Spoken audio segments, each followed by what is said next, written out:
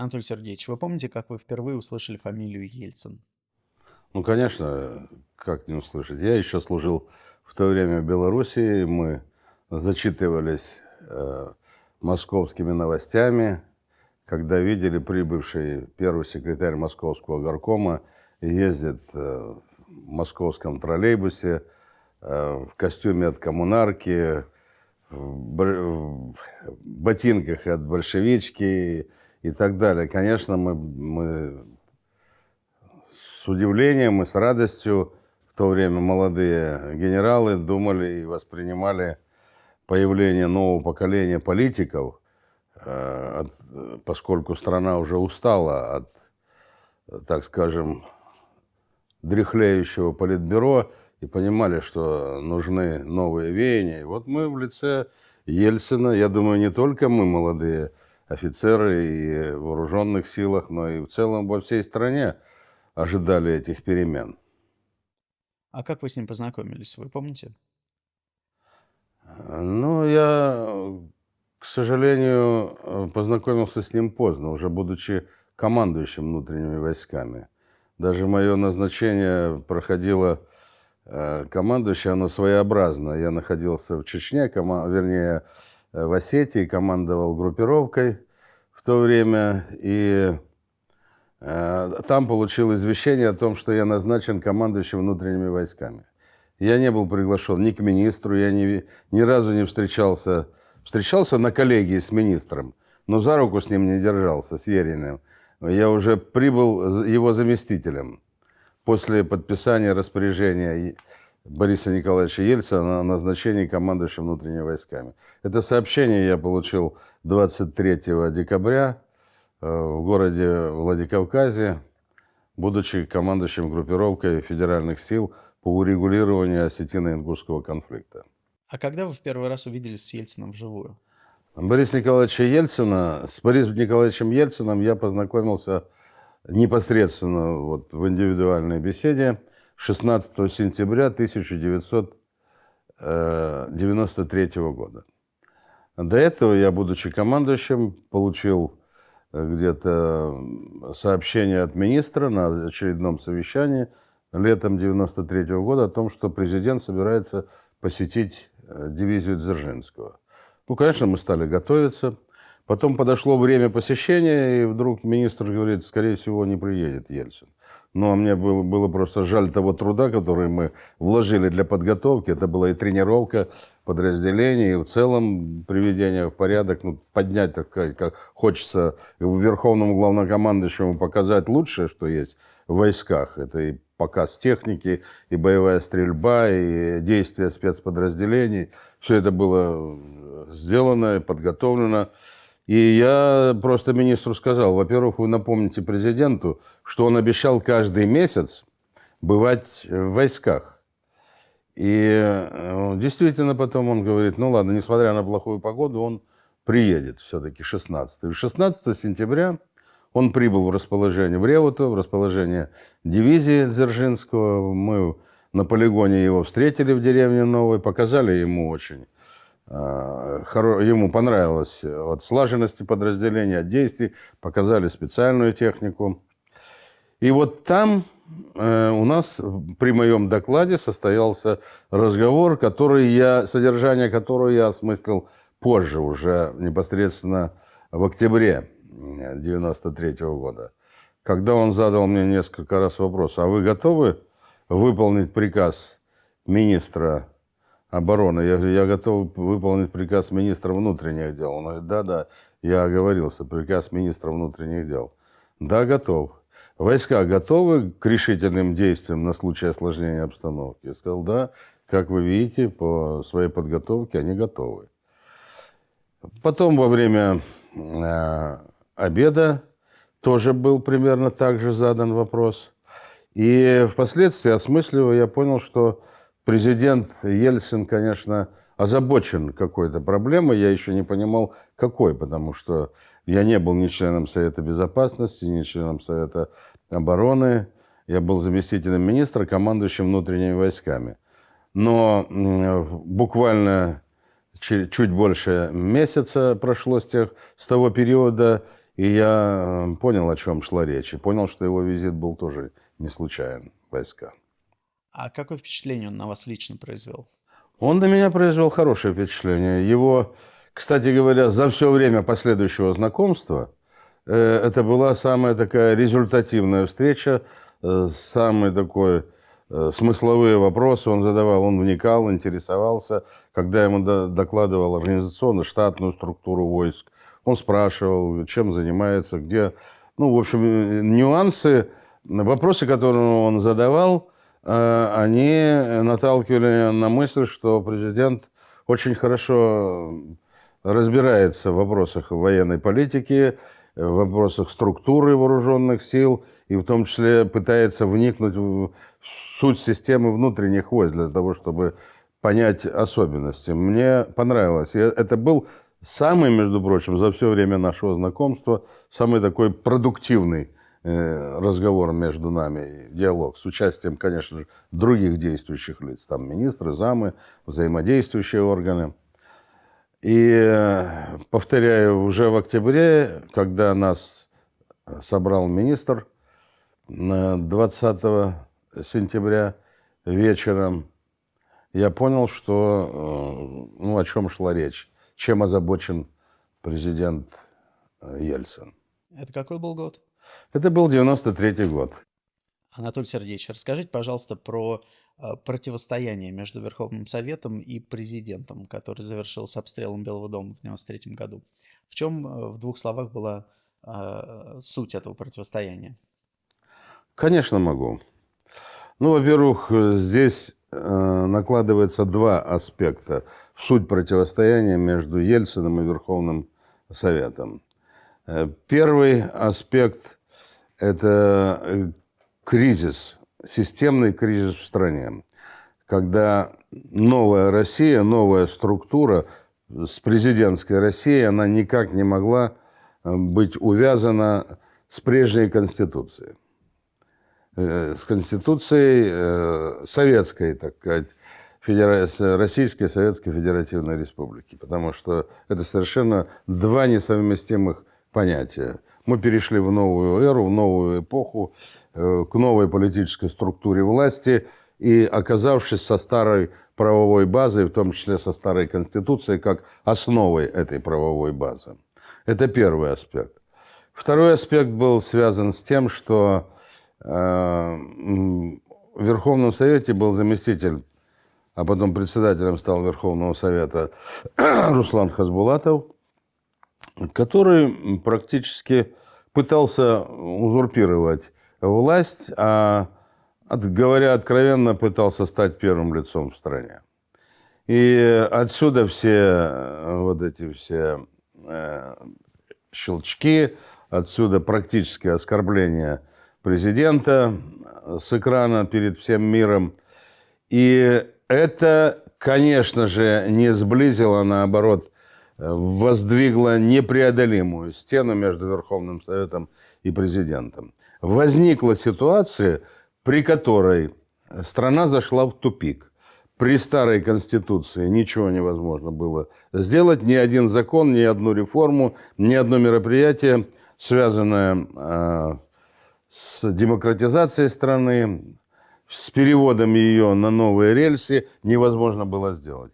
Именно это заставило... И это усугубилось личными взаимоотношениями между Ельциным и Хасбулатовым. То есть, с одной стороны, правовая база уже не позволяла, а с другой стороны, личные взаимоотношения, они не могли разрешить эту проблему путем переговоров. И вот это лежит в основе, так скажем, силового противостояния между Ельциным и Верховным Советом. Хорошо. И вот Ельцин подписывает указ о распуске парламента, а парламент уже в сентябре принимает постановление об отстранении президента от должности. Что происходит дальше? Какой была реакция Ельцина? Ну, во-первых, Ельцин готовился к этому. И он понимал, что рано или поздно эту проблему придется решать. Для этого он заручился поддержкой народа, проведя весной 93-го года референдума. Вы помните эти ответы? Да, да, да, нет, да, да, нет, да. Вот. И получил поддержку. Это его, так можно сказать, вдохновило на то, что он стоит на правильном пути, он получил поддержку людей. Далее он обратился к людям. 20 сентября было обращение Ельцина, где он, в принципе, очень верно нарисовал ситуацию, сложившуюся в стране. И он сказал, что дальше так продолжаться не может. Нам нужен новый парламент, нам нужно федеральное собрание в виде двух палат, ну, чтобы были представители. Он раскрыл, в принципе, то, что, к чему был готов он и к чему его, так сказать, эксперты готовили. Новой структуре власти, в том числе законодательной власти, где президент, президентская республика опирается на Государственную Думу как нижнюю палату и Совет Федерации как представителей всех республик и субъектов Федерации на законодательном уровне. И для этого нужно распустить Думу и назначить новые выборы, которые он на 11 декабря предложил провести. И он это высказал в своем обращении. Буквально на следующий день, это было 20 сентября, на следующий день был подписан указ 1400 вечером в 20 часов, где, в принципе, он изложил те же позиции. Но он, не называя там Хасбулатова, прямо указал и в указе, и в своем обращении, что Верховный Совет не позволяет провести ни одно мероприятие, ни один законодательный акт, исходящий со стороны президента, и на самом деле препятствует.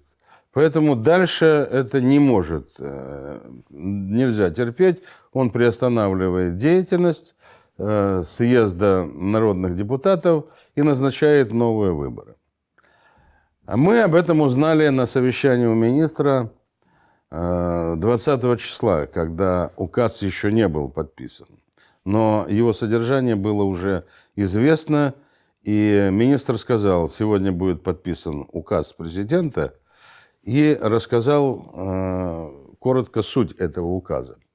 Понимая, что с точки зрения формальной, с точки зрения права, что это, в какой-то степени выходит за пределы. И поэтому министр объявил на совещании, собрал почти всех членов коллегии, которые находились в Москве. Он сказал, я никого не заставляю, вот сейчас вправе каждый выбрать для себя, выбрать свое место. Или за президента, или пишет рапорт и уходит. Это сказал как раз Ерин потому, что он понимал, там есть очень серьезная проблема законности и права.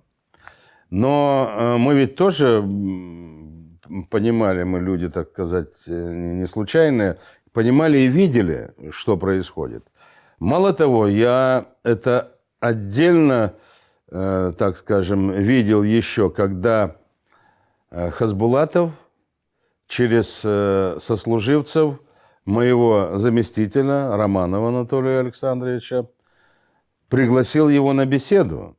И прямо ему, это было еще весной 93-го года, и он прямо ему задал вопрос, а каковы будут действия внутренних войск в случае, если будет изменение, так скажем, в системе власти? Он прямо намекнул.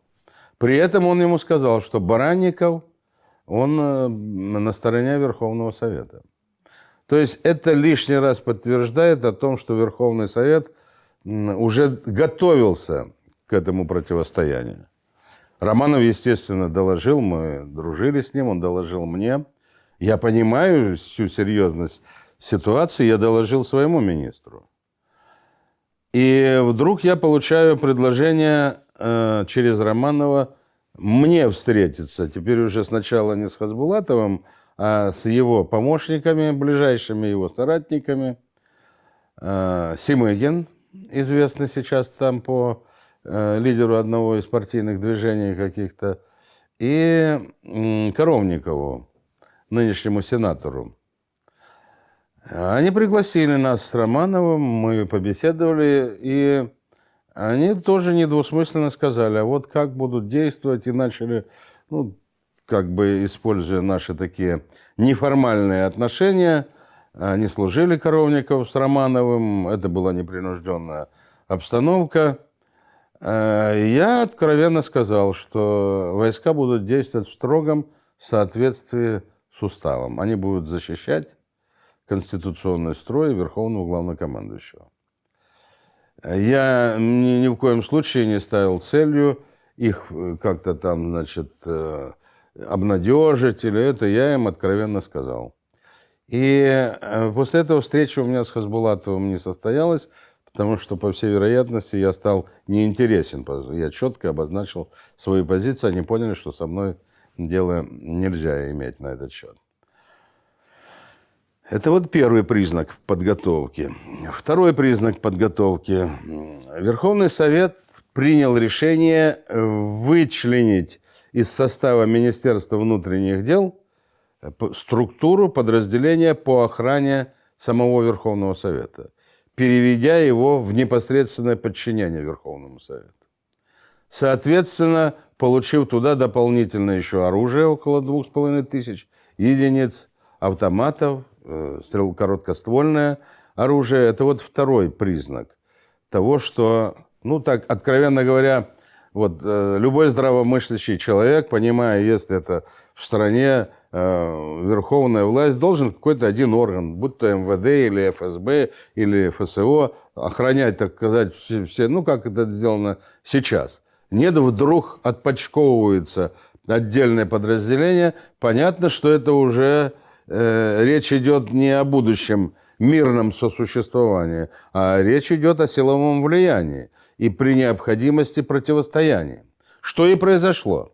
И вы меня тут как угодно убеждаете, что это было все спонтанно, что Ельцин виновен в том, что развязал. Виновны они оба. Они значит, не смогли договориться, и вся страна стала заложником этой ситуации. Вся страна стала заложником.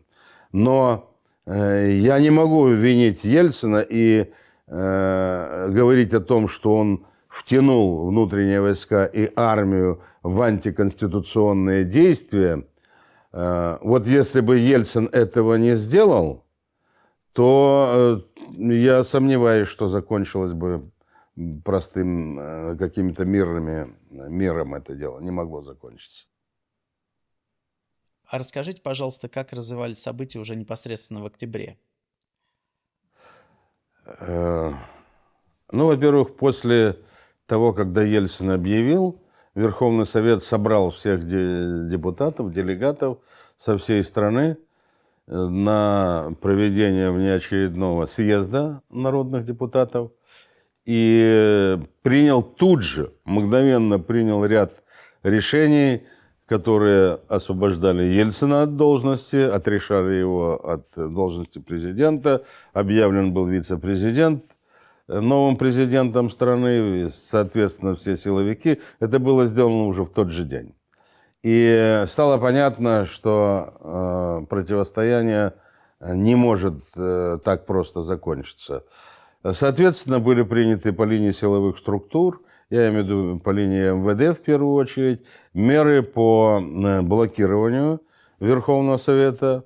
Внутренние войска приняли под охрану 53 объекта на территории Москвы, в том числе из них около десятка были с ядерными компонентами. Это научно-исследовательские лаборатории, институты, где ядерной физики, где есть на этот счет опасность особая. В том числе были приняты.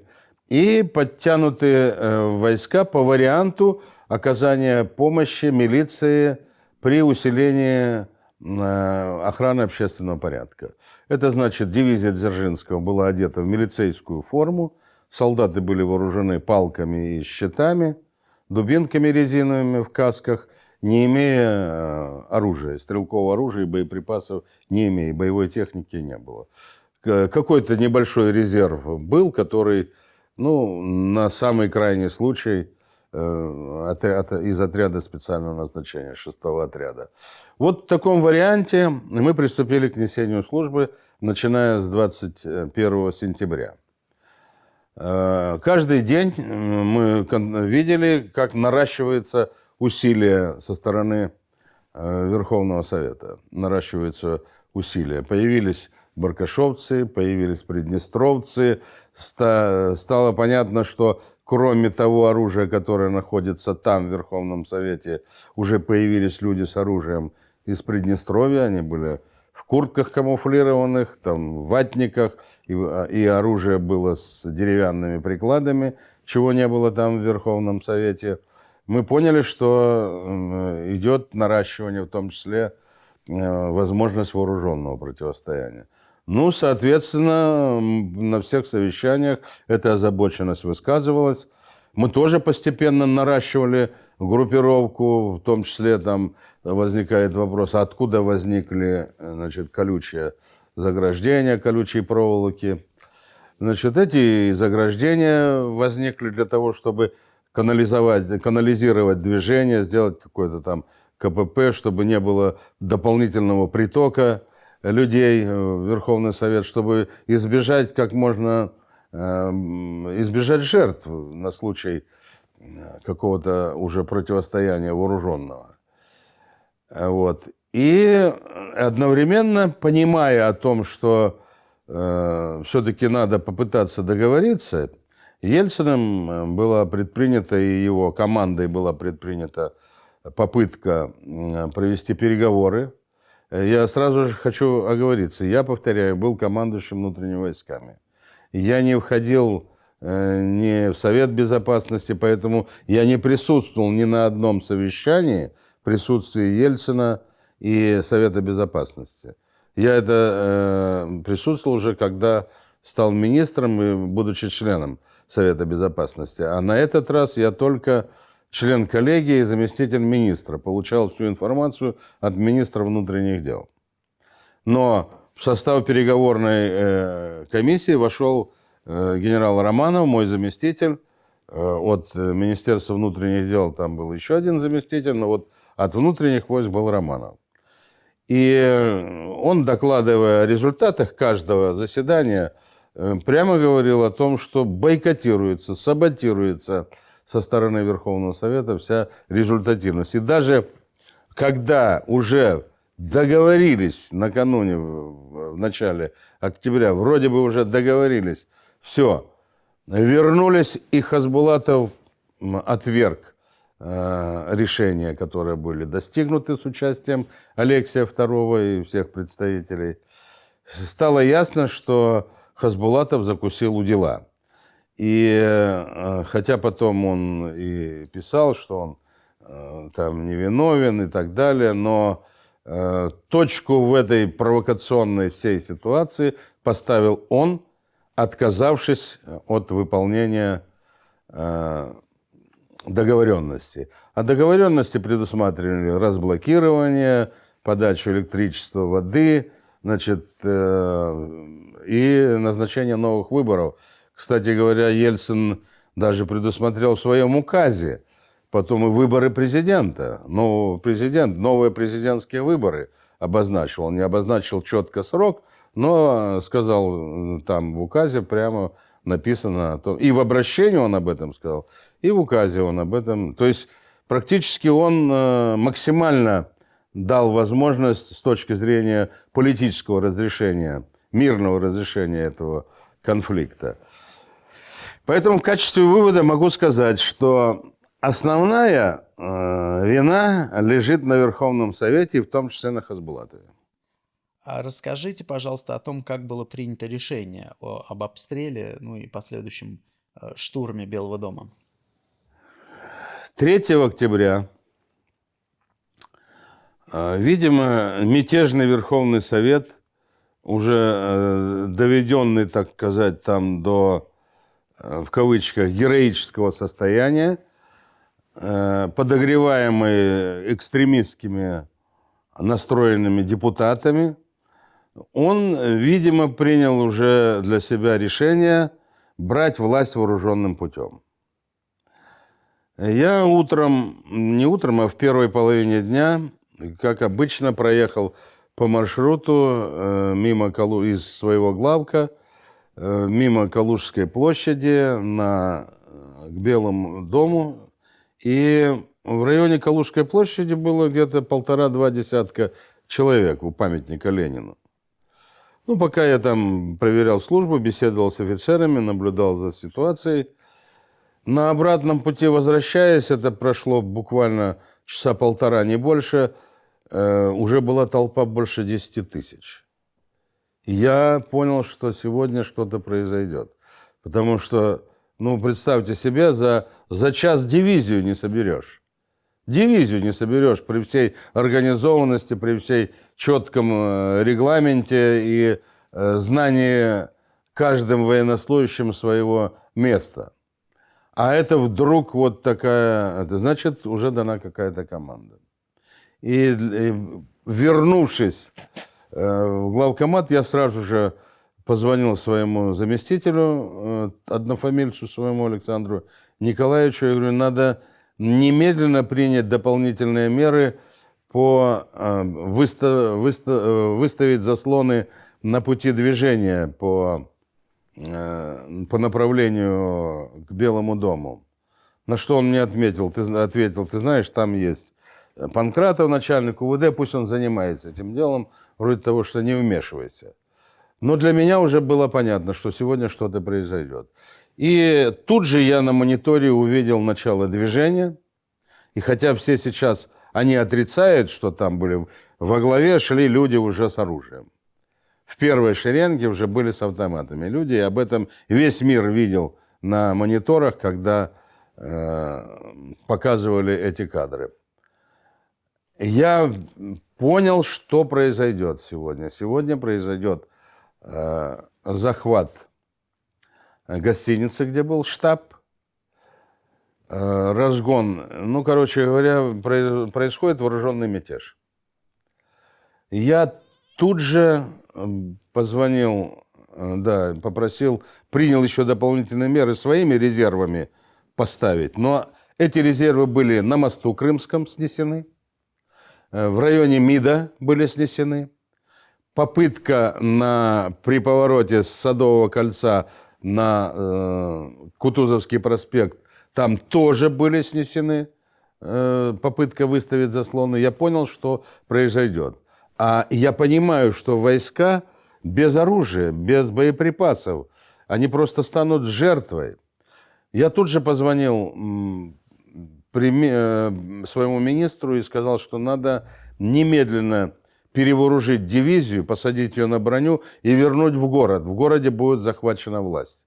Надо принять под охрану Останкино, надо ввести чрезвычайное положение и в случае вооруженного противостояния дать соответствующий отпор мятежникам. Ерин был категорически против этого. Как уйти? Я говорю, другого выхода нет. Мы станем просто жертвами. У солдат в милицейской форме, кроме щитов и дубинок, больше ничего нет. Они будут уничтожены, если окажут сопротивление. Он сказал нет. И я не разрешаю этого делать. И вот тогда я, конечно, очень рисковал. Я сказал ему, положил трубку, потом поднял по новой и сказал: товарищ министр, решение военного совета, а у меня все члены военного совета здесь, мы должны это сделать. Просто Ерин, я блефовал. Военный совет – это совещательный орган. Это не решающий, и его решения ни в коем случае не являются обязательными. Они только способствуют оптимальному решению командующему. Но Ерин, как бы не зная положения в военном совете, сказал: ну, если так, то действуйте. И вот тогда я дал команду дивизии Романову, дивизии вывести в пункт постоянной дислокации, перевооружить, посадить на броню и вернуть в город. И появившиеся кадры, что уходят войска, это подняло панику, что вот бросили войска. И это еще, может быть, и в какой-то степени способствовало тому, что у Верховного Совета появилась, ну, у Макашова, у Рудского, у Хасбулатова появились, так сказать, основания, тем более они захватили несколько машин, захватили несколько бронетранспортеров, или, вернее, пытались захватить бронетранспортер, даже бросили бутылку с зажигательной смесью, там экипаж потом локализовал этот пожар. 6-й отряд проводил основные силы дивизии до площади Ильича и тут же по моей команде направился в Останкино на усиление, поскольку Макашов с командой уже с большой группой, в том числе вооруженных людей, направился в сторону Останкина. Значит, примерно в 17:40 они прибыли в район Останкина.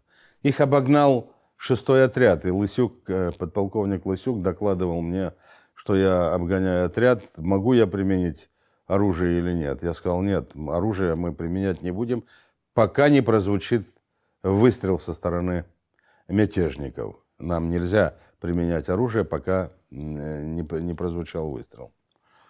Он обогнал, сразу же студийный комплекс номер 1 занял оборону. Но я тоже не знал о том, что реальный выход в эфир возможен из студийного комплекса номер 3. Там подземный переход есть. Когда нам об этом стало известно, а нам об этом стало известно, когда уже мятежники подошли к студийному комплексу номер 3. И Брагин мне сообщил, что оттуда они могут выйти в эфир. Я направил туда своего заместителя, генерала Голубца, и дополнительные резервы 21-й бригады Софринской, командир которой проявил трусость вместе с Елагиным, своим заместителем, и частью сил перешел на сторону Рудского. Но солдаты там никаких действий не предпринимали, струсили только командир и зам его. И хотя он передо мной, я его тут же вызвал, он мне чуть ли не на колени упал и сказал: простите, товарищ командующий, я искуплю свою вину кровью. Это я просто, чтобы спасти людей от растерзания Верховного Совета, дал команду прекратить сопротивление и перейти на их сторону. Тем подразделениям, которые оказались в непосредственном соприкосновении с мятежниками. Я дал ему шанс, сказал, тогда бери резерв и немедленно в Останкино на усиление дивизии Дзержинского. Он и там проявил трусость. Он войска свои не довел, подразделения бригады, они были в нескольких сотнях метров находились, а те, которые прибыли, передовые подразделения от него, так и пролежали под парапетом в условиях уже вооруженного противостояния, они бездействовали. Мы, конечно, я возбудил уголовное дело, но оно было бесперспективно, потому что не наступило вредных последствий. Они были уволены, и командир, и заместитель. Вот. И дальше Макашов, толпа собралась возле Макашова, порядка 10-12 тысяч. Там они сначала провели митинг вот на площади между двумя студийными комплексами. Митинг подогревался. Макашов прибыл к студийному комплексу. Сначала с ним беседовал представитель милиции, потом вышел офицер внутренних войск, начальник караула, который тоже находился там до прибытия 6-го отряда.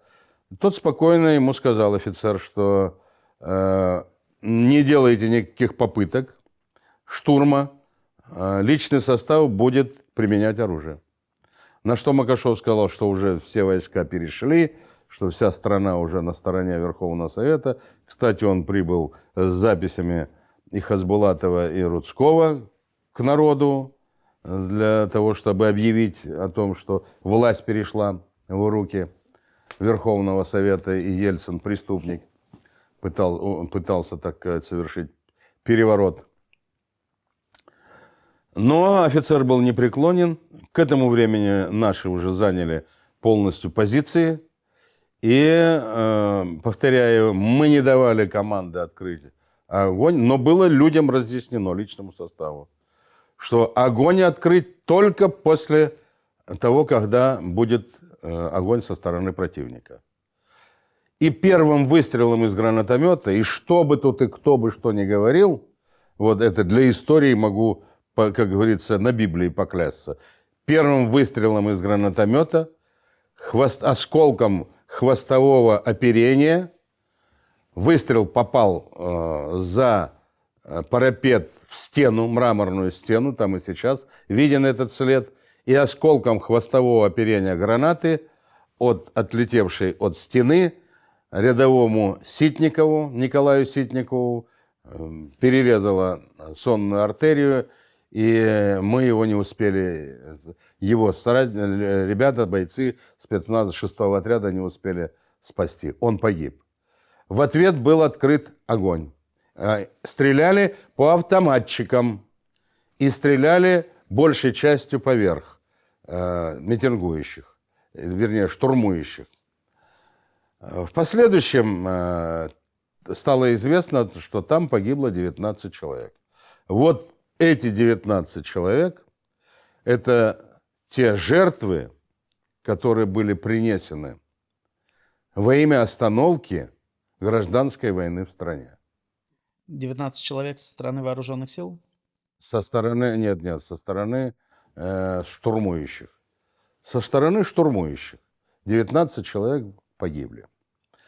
Значит, стреляли провокаторы, и в том числе по журналисту, французу, которого спасали, пытались спасти. Наши прекратили огонь, и со стороны трансформаторной будки трассирующими стреляли. То есть провокаторы там были. Таким образом, отвечая на вопрос, кто виновен и что произошло 3 числа, можно смело сказать, что спровоцировали ответное огневое воздействие, провокационные действия Верховного Совета в лице Хасбулатова, Рудского и Макашова, которые призвали штурмовать Останкино, взять Останкино, хоть он сейчас и отрицает, Хасбулатов, но есть документальное видео, где он призывает идти на Кремль. Вот что произошло. А теперь уже с позиции анализа и с позиции сегодняшнего дня давайте посмотрим и оценим роль внутренних войск и милиции в той ситуации. Вы видели ситуацию на Украине? Вот был упущен момент. Если бы на Украине президент Украины не сдал свою полицию, милицию и Беркут, то в Киеве уже давно бы был бы порядок, никаких шин, никаких пожаров, никаких майданов. Вот если бы тогда внутренние войска в Останкино подняли руки, и беснующийся Макашов с беснующейся толпой вошел и объявил, а в это время уже в Белом доме пили шампанское. Уже считали революцию свершенной. Вот что произошло бы. Мы просто спасли страну от гражданской войны. Расскажите, пожалуйста, а вот когда силы МВД обороняли Останкино, вы в этот момент полностью контролировали ситуацию или это был в какой-то мере хаос? Ну какой хаос? Ну какой хаос? Хаос был, ну как хаос? Понимаете, в боевой, вот если бы кто-то из вас побывал в боевой обстановке, то это же не компьютерная игра. Это же, понимаете, масса внешних факторов, которые воздействуют на психику солдата, который впервые оказался здесь, который в центре Москвы вдруг должен стрелять. Это то, что произошло дальше, 4 октября. Вот там, да, действительно было и в круговую стреляли, из башни, и там и боязнь была, там было что угодно. Дальше, после того, когда Макашов вернулся и доложил о том, что все там сразу же наступило, как холодным душем облили. Все протрезвели. Шампанское перестали пить. поняли, что провалился, что Ельцин принял решение применить вооруженные силы. Вот на этот счет как бы по-разному можно относиться к Ельцину. И у меня к нему отношение неоднозначное. Но на этот счет Ельцин повел себя как действительно лидер, как верховный главнокомандующий, и он взял всю ответственность на себя. Скажите, а что в этот момент происходило непосредственно у здания мэрии? У мэрии, значит, там, повторяю, была полная эйфория вечером. Все считали, повторяю, уже вопрос решенным. Но когда Макашов вернулся побитым, там была растерянность. А в это время Ельцин принимает окончательное решение очистить Белый дом от мятежников. Для этого привлекает спецподразделения «Альфу» и «Вымпел», которые, надо сказать, проявили колебания. И они не щелкнули каблуками и не сразу же пошли на выполнение этой задачи. Там была, так сказать, непростая ситуация. Но в конце концов было принято решение, и они его поддержали. Ельцин поехал вместе с Черномырдиным и министром внутренних дел в Министерство обороны. Вечером в 21-22 часа он находился у Грачева. Грачев тоже сказал Ельцину, что мне нужен ваш письменный приказ. Можно ли судить за это Грачева? Вы знаете, по-разному можно относиться к этому, но Грачев больше даже думал, может быть, не о себе. Он достаточно храбрый человек, герой Советского Союза, и показал себя в Афганистане. Он в большей степени думал об авторитете вооруженных сил. Ельцин сказал: хорошо, будет вам приказ, но он обиделся на это за Грачева и ушел, и покинул это совещание. Министр внутренних дел, вернувшись оттуда, позвонил мне и сказал: ты знаешь, вот рассказал мне эту ситуацию, которая произошла, и сказал: давай поезжай туда, в Министерство обороны, и спланируйте уже проведение мероприятий на 4 число. Президент принял решение очистить Белый дом. Я вместе со своим замом Шкирко, генерал-лейтенантом Шкирко, прибыл в Министерство обороны. Мы переговорили с Грачевым. Грачев поставил задачу Главному оперативному управлению спланировать проведение этих мероприятий. Он привлекал Таманскую Кантемировскую дивизию для этой цели. Мы привлекали, кроме дивизии Дзержинского, 21-ю бригаду Софринскую. И были обозначен и графически оформлен замысел действий. С двух сторон блокируют личный состав, если можно так сказать, с юго-западной стороны блокирует личный состав внутренних войск, а с северо-восточной стороны вооруженные силы блокируют Белый дом, а затем подразделения Вымпела и Альфы входят на территорию и выполняют свою задачу. Простите, пожалуйста, нам перезарядиться нужно, буквально 2 минуты. Так. С двух сторон заблокировали. Да, блокировали силами армии и внутренних войск. Действия спецподразделения ФСБ, или в то время Федеральной службы контрразведки, должны были действовать. Даже Министерство безопасности в то время было. Альфа и Вымпел.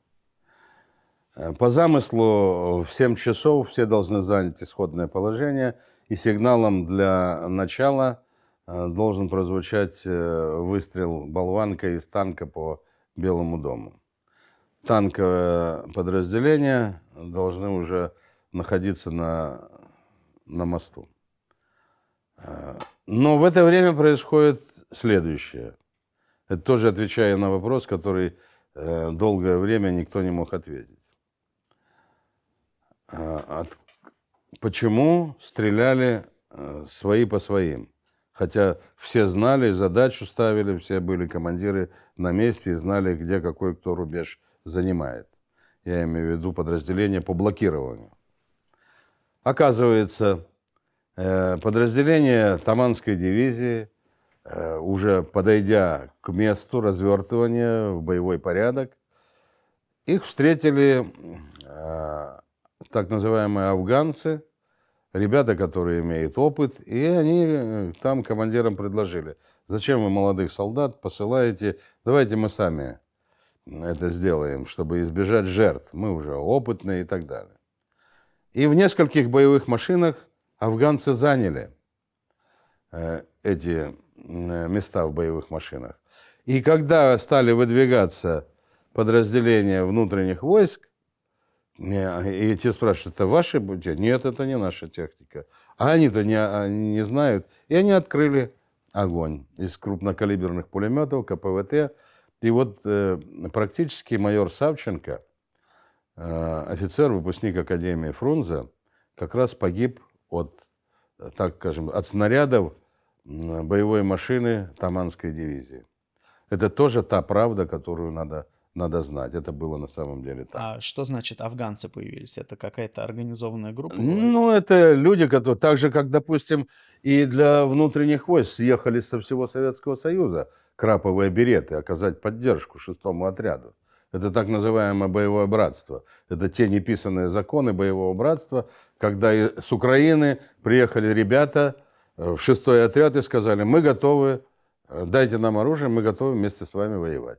Они самостоятельно ехали? Они самостоятельно, да, их никто не вызывал, никто не призывал, но и никто их и не привлекал. Мы категорически запретили это дело. Вот некое такое же братство было и по линии Министерства обороны. И вот там оказалась вот такая ситуация. Был такой случай, это произошло. А дальше вы знаете, что был открыт огонь, в том числе огонь был открыт и со стороны Верховного Совета. Было применено оружие всех видов, стрелкового оружия.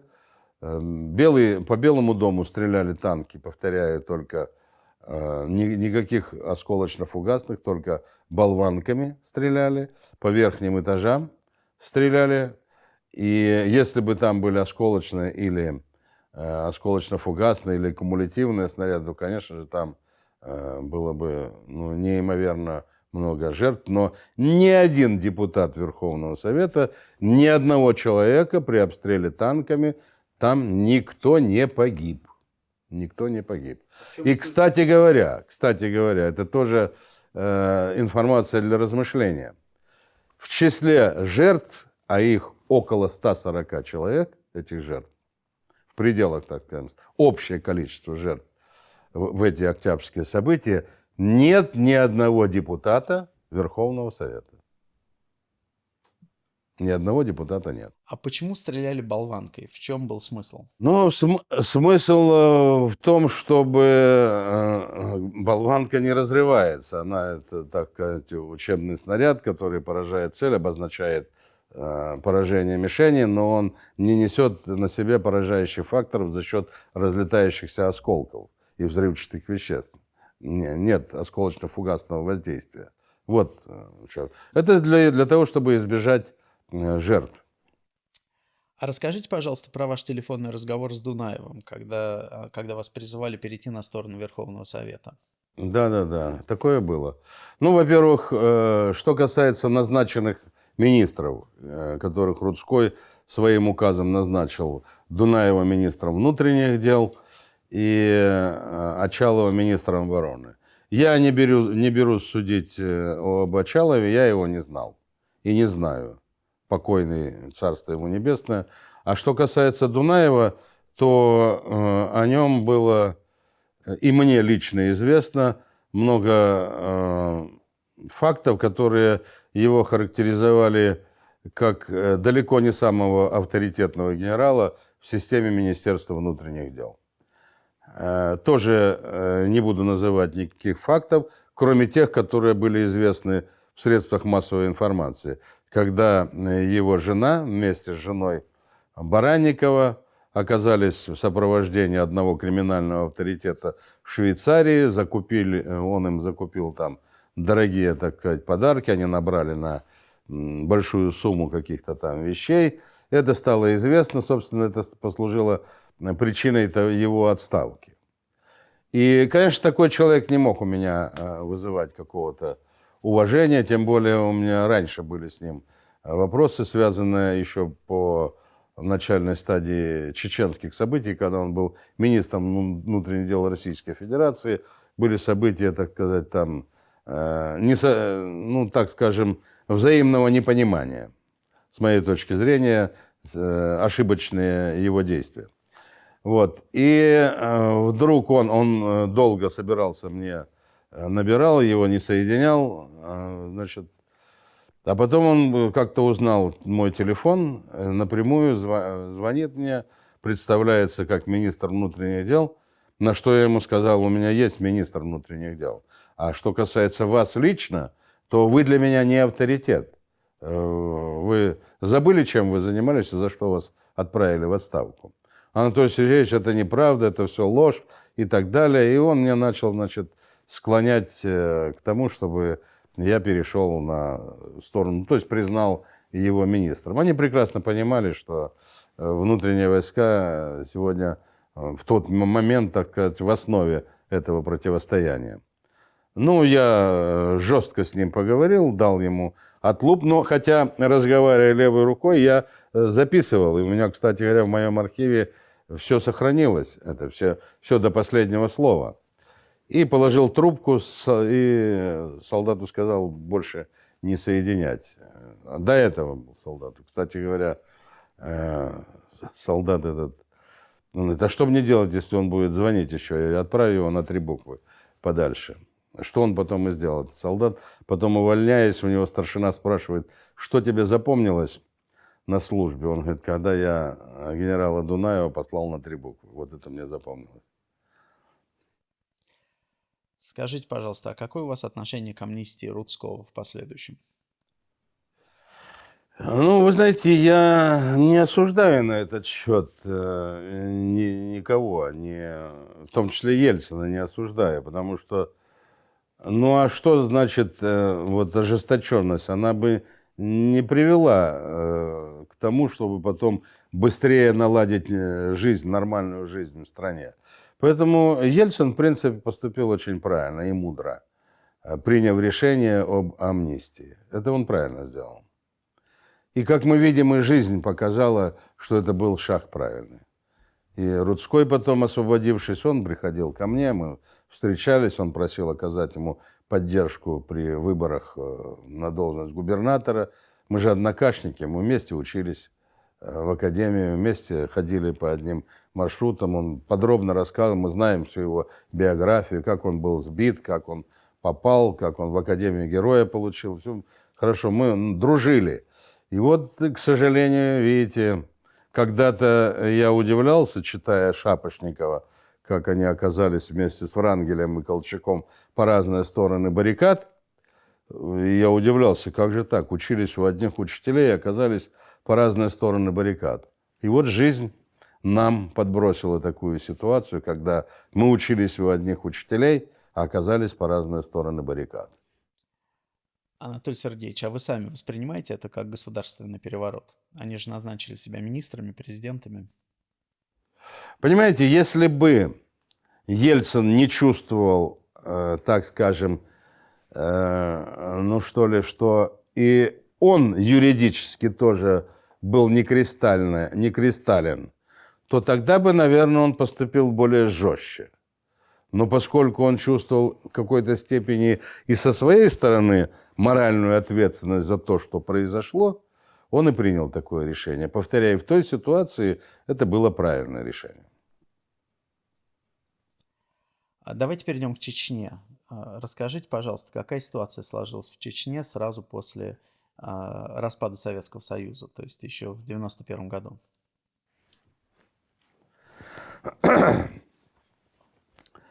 После того, когда развалился Советский Союз, было допущено несколько, с политической точки зрения, было допущено, вернее, с политической стороны, так скажем, не точки зрения, было допущено несколько ошибок. Первая ошибка – это было право репрессированных народов на возвращение им ранее занимаемых территорий. Это было принято в мае 90, по-моему, 2-го года, или даже 91-го, боюсь ошибиться, статья 6 этого закона, которая возвращала там чеченцев, акинцев в свои районы на территорию Дагестана. И это была спичка, брошенная в сток сена. Потому что, ну, естественно, были еще живые люди, которые там жили, которых оттуда выселили.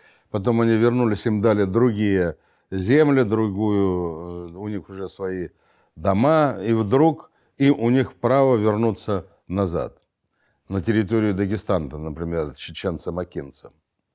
И, конечно же, Верховный Совет, вернее, законодательная власть Дагестана, она уже думала о том, как реализовать этот закон. Они даже приняли решение, что постепенно освобождать и отдавать. Это вот была первая ошибка, первая спичка. Вторая спичка, которая усугубила этот костер в худшую сторону, это произнесенная фраза Ельциным, когда он находился в Чечне, и в Назране сказал: «Берите суверенитета столько, сколько проглотите». Это вдохновило сепаратистов, которые, у них была одна платформа – национализм. А национализм – это жажда власти, приправленная самообманом, как сказал великий француз Джордж Оруэлл. Жажда власти, приправленная самообманом. Вот что лежит в основе тех событий, которые произошли. Что происходит в Чечне? Чечня – это особенный регион. Родоплеменная психология там, и так же, как и в ряде других северокавказских республик, лежит в основе. Если прибыл лидер, и если в советское время это сдерживалось партийными там нормами и канонами, допустим, первый секретарь чеченец, то министр русский, и второй секретарь будет русский и так далее. Это сдерживалось различными, так сказать, там поводками. То, убрав эти поводки, лидер, ставший лидером человек, он обязательно министром финансов сделает своего родственника, министром внутренних дел то же самое и так далее. То есть это возвращение, повторяю, к феодальному строю. Кстати говоря, Абдул-Латипов очень хорошо и откровенно об этом сказал уже в наши дни. 20 лет спустя, почти. 20 лет спустя об этом сказал. Другое дело, изменилась там ситуация или нет после этих слов, это тоже вопрос. Но что происходит в Чечне? В Чечне ищут лидера, который бы мог повести народ за собой. Чечня наиболее обижена на советский строй, на Россию, как единственный субъект, который остался, против кого можно высказать эту обиду. И они находят такого опального генерала, который заражен налетом сепаратизма. Он был под влиянием Яндарбиева, под большим влиянием Яндарбиева, который главным был идеологом этого сепаратизма. Я знаю хорошо его однокашников еще по училищу. Они сегодня живы, у нас членом клуба являются некоторые из них, которые прямо говорили, он еще в училище бредил неким Зелимханом Яндарбиевым и говорил, что Чечня это может быть чистой нацией, она бы жила по-другому, если бы ее не угнетали, если бы ей дали самостоятельность и так далее. И вот такой человек был найден, в том числе с помощью Хасбулатова. Он был привезен туда, в Чечню. Назовите его, пожалуйста, чтобы мы понимали, о ком вы говорите. Речь идет о Дудаеве, Джохаре Дудаеве. Он был привезен туда, ему была представлена большая самостоятельность с точки зрения политической, он имел целью отделиться от России. Естественно, был сколочен, так скажем, вместе с Зелимханом Яндарбиевым, сколотил там некое ядро такое. Он стал привлекать офицеров со стороны. В 1991 году там происходят бессрочные митинги, так называемые ОКЧН, и штурм Верховного Совета, избавление от Завгаева, первого секретаря, и выбрасывает председателя городского совета, то есть практически захват власти. Штурм министерства, вернее ФСБ, попытка штурма Министерства внутренних дел, и войска там оказали поддержку и помощь до тех пор, пока сам замминистра Комиссаров, представитель Москвы, не дал команду освободить. Войска там действовали, стояли и предупредили, будут стрелять, будут применять оружие, но Комиссаров, генерал, зам Дудаева, сказал, что все, вопросы исчерпаны, мы передаем Министерство внутренних дел другому министру. И сдали, короче говоря, Чечню. Попытка в ноябре ввести там чрезвычайное положение не увенчалась успехом. С точки зрения военно-технической она была, значит, не очень хорошо продумана, а с точки зрения политической Совет Федерации не поддержал. Не поддержал, вернее, Верховный Совет, не Совет Федерации, а Верховный Совет не поддержал введение отменил введение чрезвычайного положения. Это развязало руки сепаратистам. Были разграблены все склады вооружения 73-го учебного центра, 2 частей внутренних войск. Кое-что нам удалось сделать. Я понимал о том, что я в то время командовал войсками по Северному Кавказу и Закавказью. Я понимал, что там может произойти, поэтому пытался вывести оттуда оружие, чтобы оно не досталось.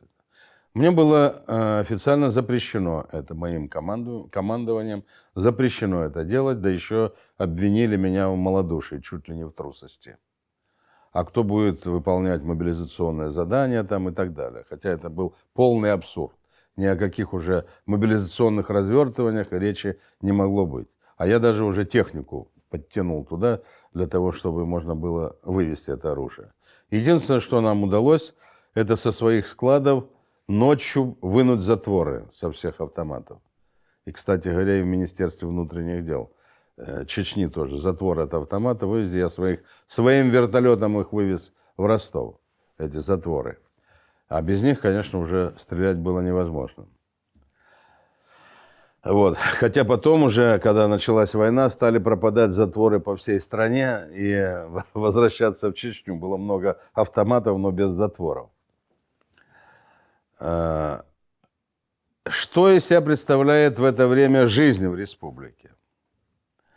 Она становится печальной. Криминалитет быстро вспух. Ну вот я вам приведу цифры. Цифры 93-го года по Чечне.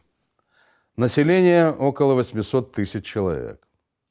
Количество убийств за 93 год составил 2500 человек. Убийств. Это зарегистрированных официально. Много это или мало? Пример. Ростовская область. 4,5 миллиона человек проживает в Ростовской области. Количество убийств чуть больше 400 за год. на 2,5 миллиона и 2500 на 800 тысяч. Можно представить себе. Мы, выйдя оттуда, блокировали по периметру. Но блокировали как? Мы только стояли на КПП, контролировали выход транспорта, и то на основных магистралях. Я из главкомата направил туда своих разведчиков, видеооператора, который беседовал с беженцами. А забирали их квартиры, грузили имущество, денег давали только столько, чтобы довести до границы Чечни со Ставропольским краем.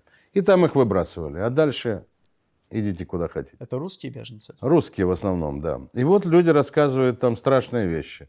Под камеру. Девочка 13-летняя рассказывает, как ее насиловали 15 чеченцев в станице Асиновской, не скрывая свое лицо.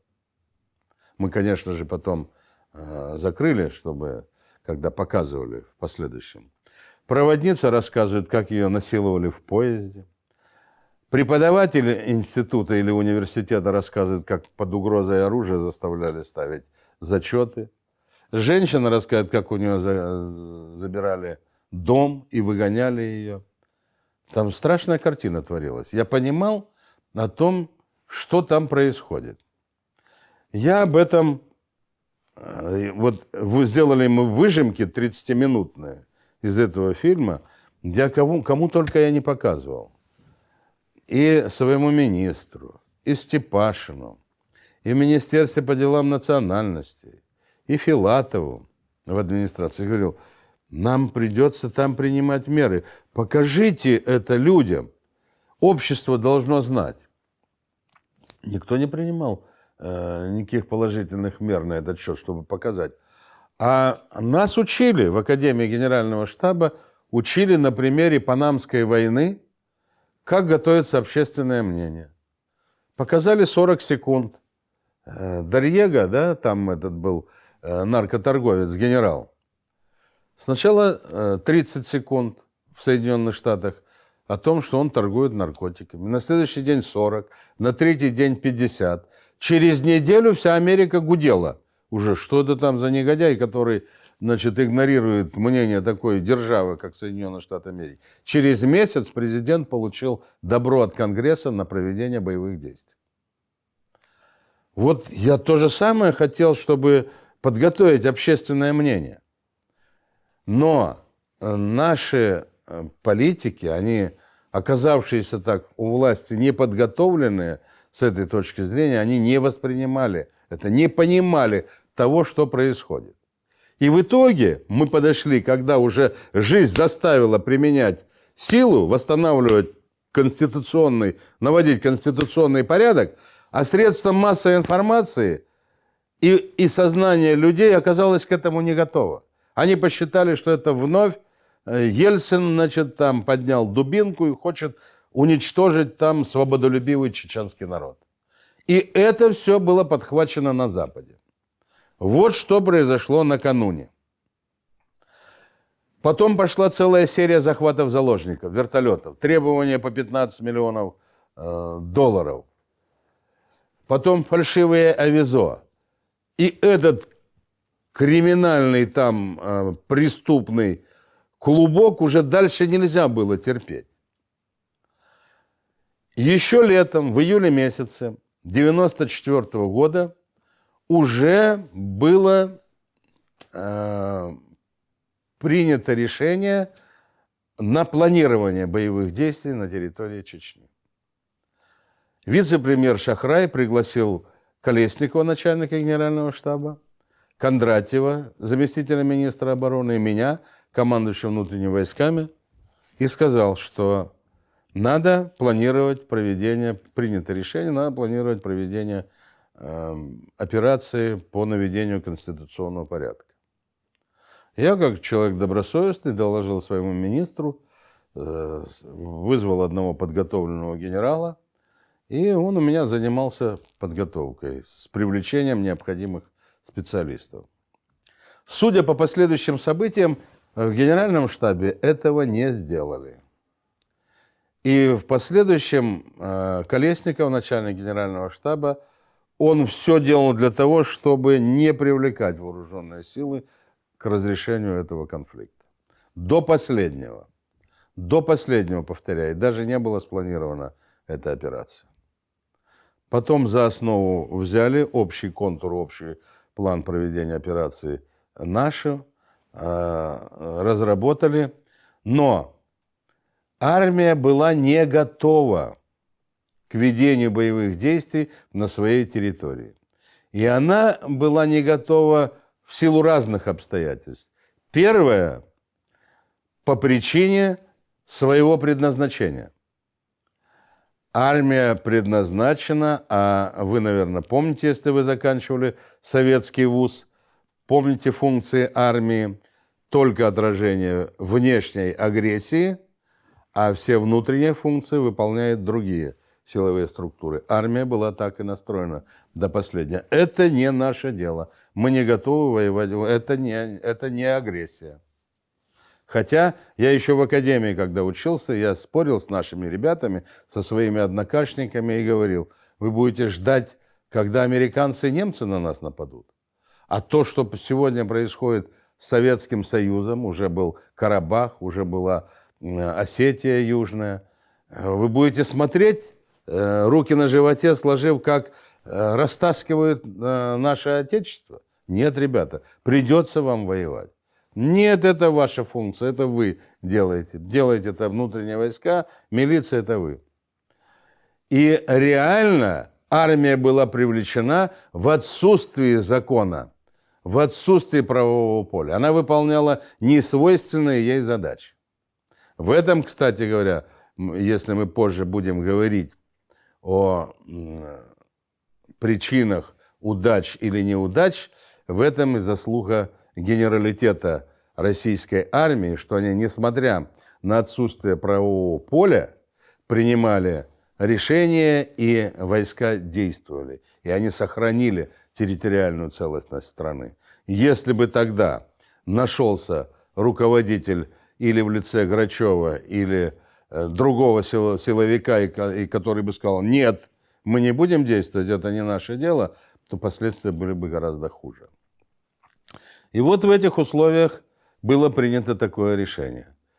Накануне оно было, в принципе, спланировано, все было правильно, но поскольку, повторяю, ни генералы, ни солдаты не были готовы к войне на своей территории, исполнение было отвратительным. Приведу пример. Первое. Уже начавшаяся операция, несколько парашютно-десантных частей идут на марше, останавливает группа ингушей в населенном пункте, верхние и нижние Очелуки, машет там флагами, останавливает и поворачивает, две колонны поворачивает назад. Должны были пройти, предупредить и, несмотря даже если бы были жертвы, выполнить эту задачу. Тогда бы была достигнута внезапность, тогда бы была достигнута цель. Разворачивают, это уже на этом направлении брешь, пробоина. На следующем направлении выходят по вине командующего одного Северокавказского округа, не буду называть его фамилию. Намечена была операция на 5 часов, но поскольку один из командиров одного направления сказал, что мне еще нужно пару часов на подготовку, он добивается у министра обороны отложить на 3 часа операцию. Это была роковая ошибка, потому что в 8 часов на Икажевском перекрестке в Назране рынок автоторговли. Уже в 8 утра там сотни машин, и все закрыто. Так и произошло. Колонна, которая пошла через Икажевский перекресток, была заблокирована, порезали шланги, сожгли там десяток машин и на этом направлении не пропустили. Вот с этой точки зрения, повторяю, ни армия, то есть ни подчиненные, ни начальники не были готовы. Поэтому начало было таким отвратительным. может быть, это не только потому, что на своей территории воевали, а просто сама армия была в таком состоянии? Потому что то, что вы описываете, могло, наверное, происходить где угодно, и на территории противника тоже. Нет, не скажите. На территории противника был ясен противник, и ясна цель.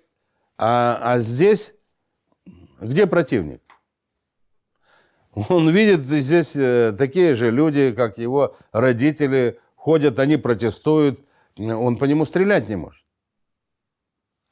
Вот и весь ответ. Это вопрос очень серьезный.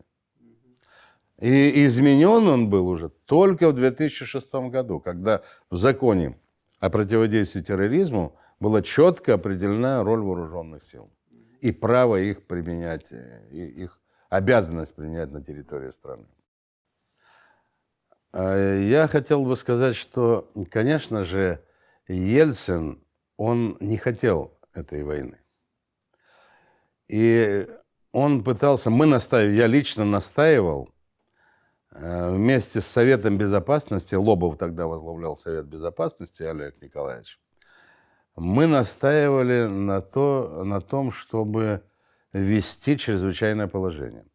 Потому что без чрезвычайного положения, без введения чрезвычайного положения, мы, получается, воевали со всей республикой. Что такое чрезвычайное положение? Это блокирование определенного района, это канализирование движения. Это значит, что 2-3 контрольно-пропускных пункта, где разрешен въезд и выезд, а все остальные будут считаться несанкционированными. И там уже можно применять оружие, применять силу. А когда вся республика открыта, нет чрезвычайного положения, где кого ловить? Вот отсюда задают вопросы. А почему Буденновск произошел? Почему Первомайск захватили и так далее? А по-другому не могло быть. Едет мы не имеем права. Едет обычная машина, мы не имеем права ее не остановить. А если бы было ЧП, то только вот в 2 направлениях. И Ельцин хотел это сделать. Но он испугался повторения 91 года, когда Верховный Совет отменил чрезвычайное положение. И он побоялся, не имея сильного влияния на Совет Федерации, в 1994 году побоялся ввести, что не примет Совет Федерации. Да, не его, так скажем, не отменит. Это вот была первая ошибка. И это все время давило на Ельцина. Он, конечно же, хотел ее остановить, эту войну. А там события разворачиваются. А тут на подходе выборы. И он все время, вот эта мысль его угнетала. В 1995 году, значит, любая информация, любое предложение Ельцину по остановке войны, он за него цеплялся. И знаете, вот чем, допустим, я лично обижен на Ельцина, когда в 1995 году я получаю телеграмму за его подписью прекратить, не допустить применения авиации, а мы уже перешли в горы, мы уже стали добивать бандитов в горах. И вдруг 31 мая получаем телеграмму от него прекратить применение авиации, причину не объяснять. Вот я командующий там. Там 60 тысяч личного состава, которые подвергнуты уничтожению, если мы в ущелье не применим. Там уже артиллерия не достает. Там только авиация, армейской и фронтовой авиацией можно поддержать войска. Их уничтожат в горах. Как верховному главнокомандующему не позвонить своему командующему и не спросить, а можно это сделать или нельзя? Чем это чревато? Почему он это не сделал? Вот как Грачев был далеко не Жуковым при планировании этой операции, вот так Ельцин был далеко не Сталиным при ведении этой вот чеченской войны в первой кампании. И нам пришлось приложить неимоверные усилия, чтобы отменить это решение. Потому что я потом... А мы получили перехват. Перехват, который говорит о том, что есть предательство, что уже договоренность есть с Кремлем о том, что Масхадов так и говорит: продержись до 24, я им устрою концерт.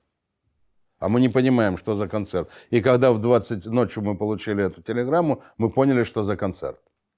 Что уже там договорились в Москве, а я об этом не знаю, командующий не знает. Разве это допустимо? Разве это можно вот так просто бросить людей и даже, повторяю, не поднять трубку и не спросить, а что происходит? Можно это, да, можно или нельзя? Даже если бы он сделал и повторил бы свой приказ, но ты же обязан узнать у своих подчиненных. Ты же его назначил туда командующим своим указом. Почему же ты не спросишь у него совета? Вот это меня очень обидело. И не только меня обидело. Это говорит о том, что наше политическое руководство не всегда было готово, но его стремление любой ценой остановить войну, его толкало вот на эти необдуманные шаги. Так же, как в последующем, допустим, в 96-м году, когда перед выборами он это сделал, переговоры с чеченцами и так далее. И Хасавюртовское соглашение – это тоже результат стремления Ельцина любой ценой остановить войну. Появился Лебедь, а Лебедю нужна была акция подобной остановки войны в Чечне, где бы он сказал: я остановил войну в Приднестровье, я остановил войну в Чечне, я тот лидер, который нужен вам, уважаемые россияне. Лебедь стремился на место Ельцина, стремился быть первым человеком. Для этого он дал там ряд интервью журналу «Штерн», где назвал его алкоголиком там, и так далее. Но он попросил у Ельцина полномочия, и он нам письменно запретил принимать все решения, минуя Совет Безопасности. Ельцин. В этом была его вторая ошибка. И отсюда появились Хасавюртовские соглашения, где мы были категорически против. Да, можно идти, мы сами подготовили еще в 95-м году, сели за стол переговоров, подготовили по блоку военных вопросов полностью разоружение, предусмотрены отряды самообороны под контролем полиции, оружие под контролем. Все эти вопросы были уже обговорены с самими чеченцами. И мы шли к этому. А тут вмешался Лебедь с его идеей, а дальше он же даже повлиял на ряд других вопросов. Когда в августе 96 года вошли чеченцы в город, это тоже было сделано не без Лебедя. Ни один полк Министерства обороны не пришел на помощь туда. Я бросил все резервы, какие у меня были. Я письменно просил Черномырдина вмешаться. Ельцин в это время был в больном состоянии. Он Родионову пишет выделить дополнительные силы. Игнорируется в открытую это дело. Вот эта несогласованность на верхнем эшелоне, она не самым лучшим образом сыграла на последующие результаты этой кампании. И тут появился Лебедь, который остановил эту войну. То есть вы считаете, это было популистское решение? Абсолютно. Абсолютно. Это предательское было решение. А что нужно было делать? Воевать до конца? Вернее, до какого конца воевать? Так дело в том, что если бы не эти предательские решения, вот в одном случае, который я сказал, во втором случае, мы уже были в горах, мы все районные центры взяли под контроль. Но что должна была делать политическая власть, так скажем, гражданская власть? Вот мы освободили территорию, должны прийти десанты административные гражданской власти, переписать все разрушенные постройки, привезти с собой деньги и людям под роспись раздать деньги на восстановление. Не разворовывать, перечислив их в очередной банк в Чечню для разворовывания чиновникам, а привезти и раздать это людям. А дальше появились бы там и строители, и все, уже давно забыли бы и о Дунаеве, и обо всем бы забыли. Но Там преследовали другие цели. Я на Совете Безопасности просил это сделать. Я рассказывал это всем. Надо вот так, вот так, вот так. По моей инициативе там полевые учреждения Центробанка появились. По линии вооруженных сил есть такая структура на военное время. Потому что иначе вообще все деньги пропадали. И только через полевые отделения Центробанка, и то они же не были людям, не стали раздавать. Вот что надо было делать. Этого не было сделано. Мы привезли Строшевым в освобожденное Ведено прокурора, милиционера, судью, главу администрации, всех, собрали людей. Уже боевики были с бритыми бородами и сказали: вот, живите ради Бога мирно, никуда не лезьте, не стреляйте. Полки Шаманова будут вот тут стоять на высоте, они даже в село не будут заходить. Но только не беритесь за оружие. Налаживайте мирную жизнь.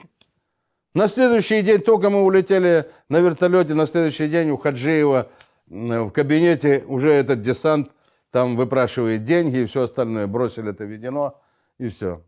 Никто там не занимался этим делом. Всерьез политическая гражданская власть не налаживалась. То есть успехи военных не были подкреплены. А это бесполезно, военные же не могут. А отсутствие ЧП, тогда мы говорили, тогда дайте нам эту власть, введите чрезвычайное положение. Когда введено чрезвычайное положение, назначается комендант, который отвечает за всю экономическую составляющую. Это он будет распределять деньги. Этого тоже не было сделано. И теперь обвинять военных в том, что там происходит хаос. Разве это можно делать? Вот это я хотел бы, чтобы знал народ. Давайте немного поговорим о выборах 1996 года. В начале избирательной кампании рейтинг Ельцина был почти на нуле, и существовал такой вариант переноса выборов или отмены выборов. На это Ельцина толкали некоторые люди из его окружения, там Коржаков, Барсуков, чтобы как-то попытаться остаться у власти силовым методом. Вы знали об этом? А для меня это было неожиданным. Я знал о том, что в марте месяце рейтинг действительно был его низким, Ельцина, но я не подозревал о том, что Ельцин примет такое решение. И вдруг, по-моему, 17 марта, в воскресный день, ночью, рано утром мне позвонил Коржаков и сказал: вас срочно вызывает на 10 часов, вызывает Ельцин. Я позвонил своему министерству дежурному, уточнил, ничего не случилось там, может быть, я что-то пропустил, где-то что-то произошло. Нет, говорит, все нормально. Я прибыл в 10 часов, зашел к Ельцину, он был очень озабочен такой, просто вот взвинченный. Поздоровавшись со мной, я сел, он говорит: мне нужно 2 года. 2 года мне нужно, надо разогнать Компартию, распустить Думу и потом проводить выборы. Нужно 2 года. Вот, готовьтесь, будет указ президента. Я, получив вот неожиданно такую вводную, сказал: Борис Николаевич, я могу в 17 часов прибыть к вам для доклада после принятия решения, осмысления и так далее. Он: да-да-да, в 17 часов, хорошо. Я вышел и смотрю, значит, там прокурора встретил. Когда я заходил к нему, выходил Скуратов. Тоже такой озабоченный, так косо на меня посмотрел, значит, и ушел. Я даже с ним не успел пообщаться. Прибыв к себе, я собрал членов коллегии здесь московского гарнизона. Я сказал, что вот такое решение принято президентом. Готовьте все расчеты на усиление боевой службы на территории Москвы. И в том числе с возможным разгоном депутатов Государственной Думы. Да, а когда я вышел, я зашел, меня попросили зайти в кабинет Коржакова. С приемной Ельцина. Я поднялся к Коржакову, там был Сосковец, там был Крапивин Юрий Васильевич и Александр Васильевич Коржаков. Ну, я, понимаете, как человек военный, я сразу полученную задачу воспринимаю с точки зрения оценки не политического. Это идет одновременный процесс, но я думаю о том, как с военно-технической точки зрения правильно выполнить поставленную задачу. Как человек военный. Как человек военный я понимал, что нам нельзя допустить ошибки 93-го года. Я сказал Крапивину, значит, нужно дать объявление, что заминирована Государственная Дума, чтобы утром завтра никто туда не попал. Иначе, попав в Государственную Думу, мы повторим события 93-го года. Ну и все, и оттуда, вернувшись, собрал членов коллегии, поставил задачу, потом оставил Кожевникова Игоря, зама по следствию, был руководитель Следственного комитета, и говорю: Игорь, это ведь нарушение Конституции. Мы не имеем права за полгода до назначенных выборов нельзя уже Думу распускать. Тем более запрещать Компартию, это уже, так сказать, там из другой области. Он сказал: да, это антиконституционно. Ну, тем не менее, все мои подчиненные работают, готовят расчеты, силы и средств. А у меня включаются уже мозги на предмет того, что будет в итоге. Понимая, что не будет ничего хорошего, я связываюсь с прокурором Скуратовым и говорю: ты задачу получил, знаешь? Он говорит: да, знаю. А ты можешь пригласить председателя Конституционного суда к себе, Туманова, и я подъеду к вам? Он сказал: да, хорошо. Я приезжаю где-то около 13 часов и говорю им: ну, хорошо, я человек военный. Мне приказал, я щелкаю каблуками и говорю: есть. Но вы же должны отстаивать Конституцию, вы же должны закон. Вы понимаете, что это антиконституционно? На что Туманов мне говорит: а он нам сказал, что и вы, и Грачев, за, никаких проблем нет. Как мы могли быть против? Я говорю: я против этого. И им рисую, где плюсы, где минусы. Минусов оказалось не меньше, но они по своим последствиям очень тяжелые. Это практически гражданская война. Я говорю: вы знаете, вот в 17 часов я иду к нему, к Ельцину. Я предлагаю вам поехать вместе со мной, потому что вы представители уже закона, вас нельзя проигнорировать.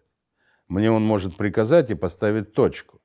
Другое дело, я выполню этот приказ или не выполню, я должен ему ответить, да или нет. Но вы должны объяснить с точки зрения закона, чем это чревато. Мы действительно в 17 часов прибыли к нему. Он был недоволен, что я привел с собой этих двух правовиков. У него был цвет лица такого аж землистого. Чувствуется, что он очень переживал. Я стал ему говорить о том, что, Борис Николаевич, мы считаем, что это нельзя делать. Он: как? Я вами недоволен, министр. Вы мне утром ничего не сказали. Я вам утром ничего не мог сказать, потому что мне нужно было... Вы имеете в виду, все выполняется, идет расчет сил и средств и так далее.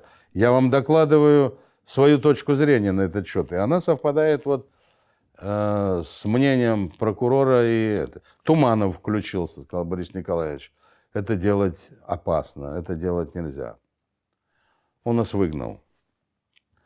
Вышли, а пригласил, с приемной говорят: вас Илюшин просил зайти. Мы поднялись туда наверх, к Илюшину.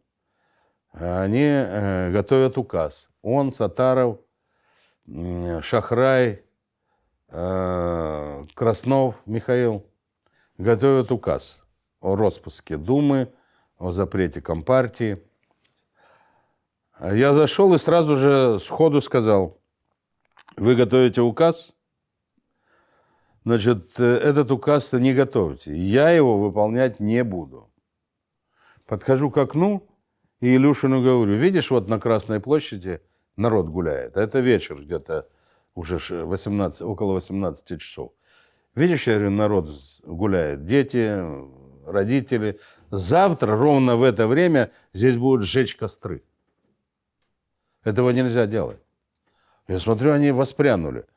Сатаров говорит, так нам сказал Ельцин, что вы согласны вместе с Грачевым. Я приехал, да, и вот я сказал, все, нет, и озадачил, короче говоря, их в том числе. Вернувшись, я, конечно, не поехал домой, я остался в министерстве, понимая, что что-то должно произойти. Звоню вечером, где-то часов в 11 вечера, звоню Грачеву. Мы с ним однокашники, вместе учились. Я говорю, Павел Сергеевич, тебе что-нибудь известно о том решении президента? Он говорит, нет, ничего не известно. Я говорю, как, он тебе не сказал о том, что Думу он решил разогнать, Компартию запретить? Он говорит, нет, он у меня только спросил, ты Куликова поддержишь в случае там резкого изменения обстановки? Я сказал, конечно, мы друзья, однокашники, как не поддержать? Все будет нормально.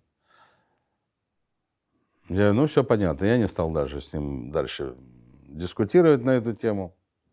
Где-то около полуночи был звонок от Коржакова. Он сказал, что в 6 часов приглашает меня президент. Я позвонил Черномырдину. Сказал, Виктор Степанович, вы знаете о том, что в 6 часов приглашает президент? Он молчит. Я понял, что его не пригласил президент. Тогда я сказал, я вас прошу, вы без 5:45 подъезжайте в приемную президента, мне надо вам кое-что сказать. Без 5:45 я появился в приемной, Черномырдин подошел. Я ему в открытую... Да, перед этим, прошу извинения, перед этим Илюшин мне, когда вот я заходил и показывал на окно, был звонок, Черномырдин с Илюшиным разговаривал, и Илюшин говорит, вас приглашает Виктор Степанович. Я подошел к телефону, Виктор Степанович спрашивает, ну что, Анатолий, как там дела? Я говорю, дела плохо. То, что пытается предпринять президент, это незаконно, это чревато очень серьезными последствиями. Это выполнять нельзя. Ну-ну, смотри, Анатолий, вот такой был ответ. И положил трубку. И потом я почему ему позвонил. Думаю, знает он или нет. Мне показалось, что он вообще в стороне, так сказать, его держал Ельцин. Он эту тему не владел, этой темой. И я попросил его приехать. Он приехал без 5:45. И я ему сказал, Виктор Степанович, я принял решение, посоветовался с членами коллегии, а я действительно их собрал потом, членов коллегии, ну, тех, кто в Москве был, и сказал, ситуация вот такая, решение это выполнять нельзя, оно чревато опасностями. Я думаю, вы можете вправе, сейчас кто со мной согласен, не согласен, можете обозначить. Все сказали, мы с вами разделяем эту точку зрения. Все до единого. И вдруг, я вот высказал все это Черномырдину, в это время появляются два моих Куликовых. Николай Васильевич, московский начальник ГУВД, и Александр Николаевич, областной начальник ГУВД. Я говорю, а вы как сюда попали? Нет, нас пригласили сюда. И я понял, что тут уже дело пошло уже дальше. Мы заходим, кроме Илюшина, был там Коржаков, был Сосковец, был Егоров, Барсуков, я, естественно, президент, и Батурин Юрий Михайлович был. И, по-моему, уже не помню, кто, надо посмотреть в книге, кто там еще был. Я сразу начал доклад. Черномырдин был. Черномырдин сидел, я от него. Мы сидели справа от президента. Я вторым за Черномырдиным. Когда все сели, он ни с кем не здоровался, все присели.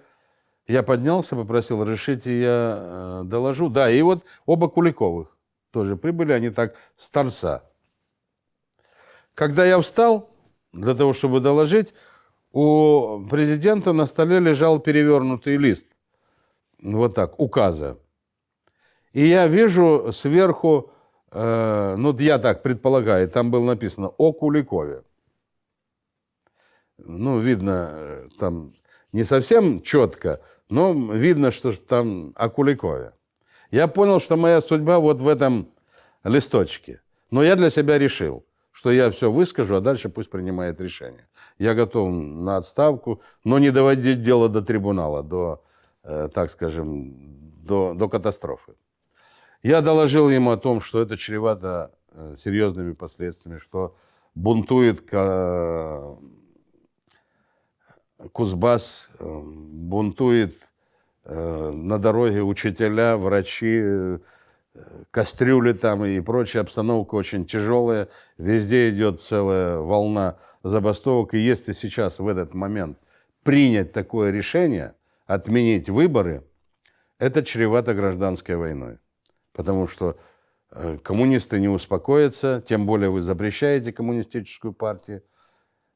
Он меня прерывает и говорит: да, я говорю, вы знаете, это мнение не только мое, это мнение и членов коллегии.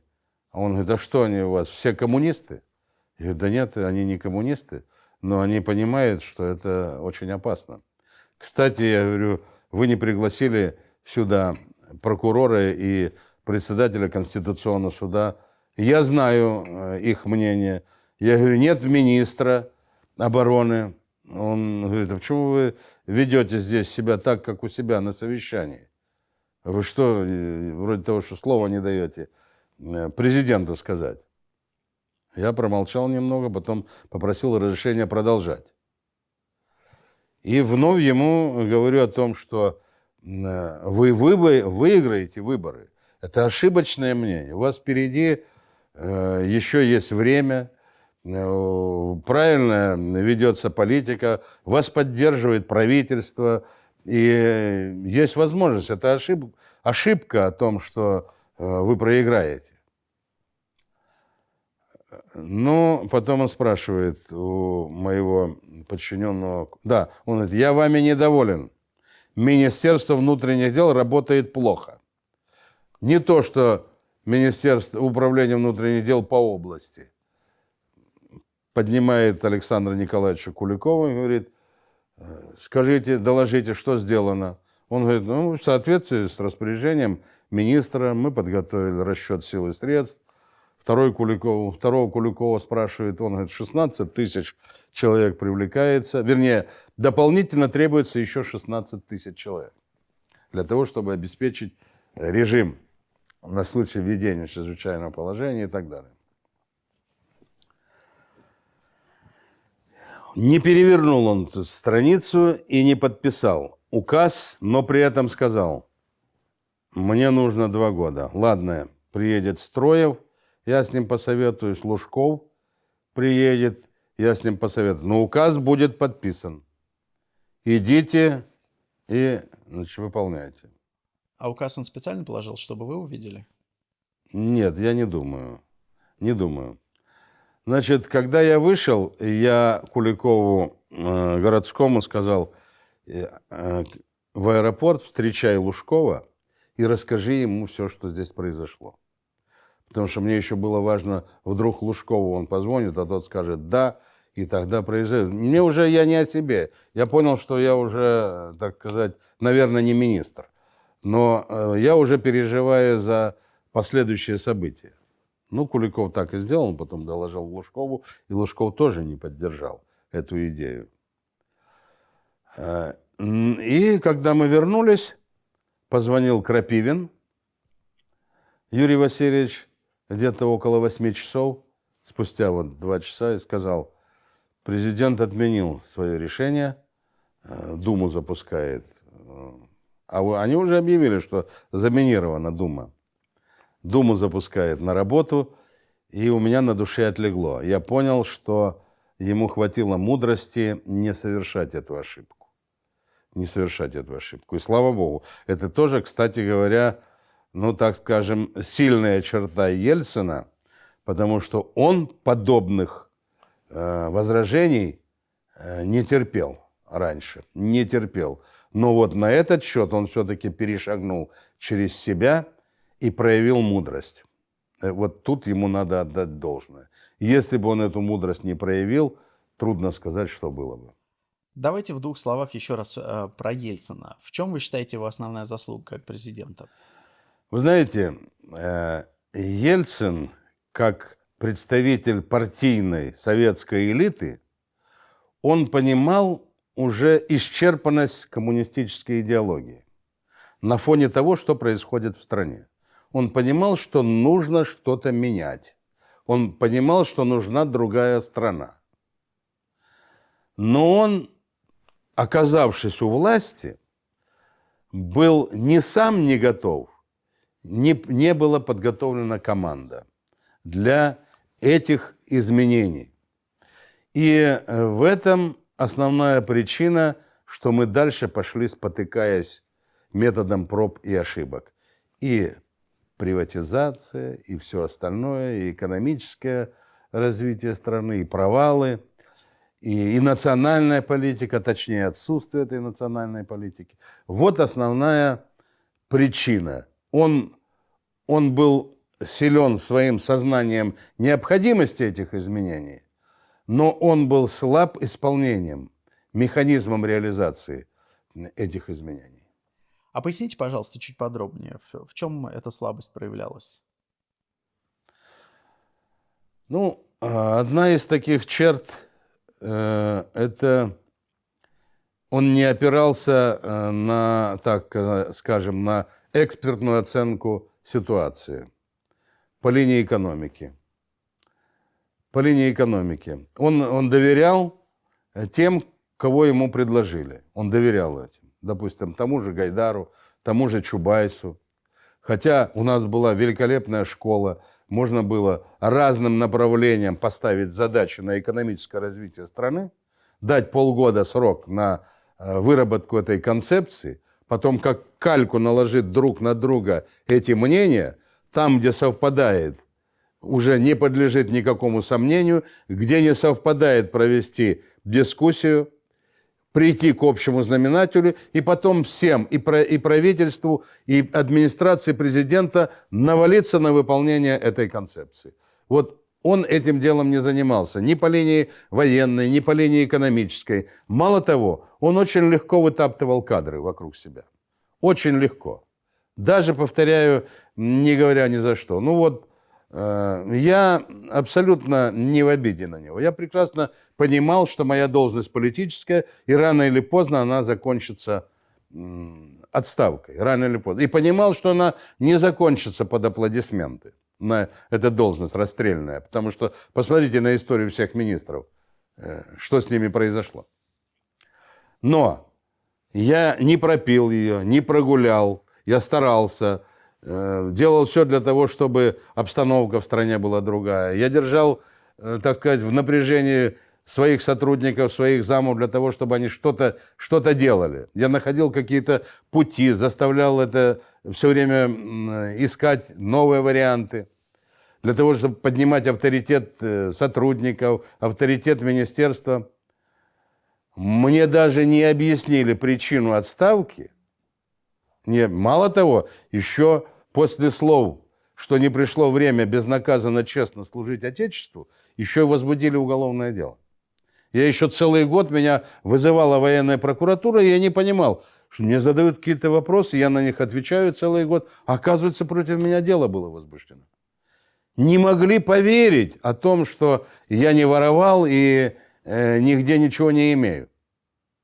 И послали под видом журналистов во все концы на родину, на Черноморское побережье, на Кавминводы искать недвижимость. Хотя бы пригласил и сказал: Анатолий Сергеевич, ну вот так получилось, по политическим соображениям я вынужден был тебя отправить в отставку. Оказывается, меня в отставку отправил Чубайс, как сказал Валентин Юмашев.